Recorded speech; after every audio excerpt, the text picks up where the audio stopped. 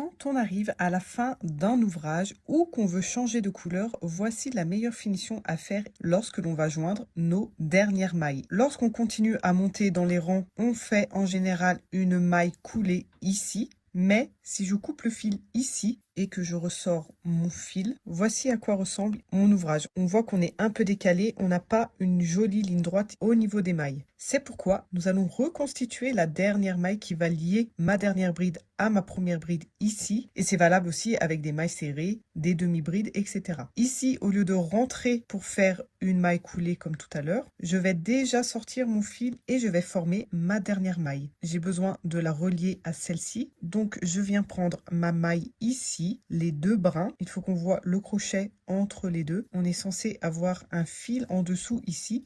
Je ne passe pas simplement mon crochet en dessous comme ça. Je passe mon fil comme ceci à l'intérieur. Et ensuite, je repasse mon crochet dans mon deuxième brin de maille. Je fais un jeté, je repasse le fil à l'intérieur. Et ici, du coup, j'ai bien formé une dernière maille qui est dans la continuité. Elle ne passe plus par-dessus la maille. Ici, on a une vraie continuité au niveau de son ouvrage. Si tu as appris quelque chose et que ce tuto t'a été utile, mets-moi un petit commentaire, enregistre ce post pour plus tard, partage-le et abonne-toi pour plus de contenu.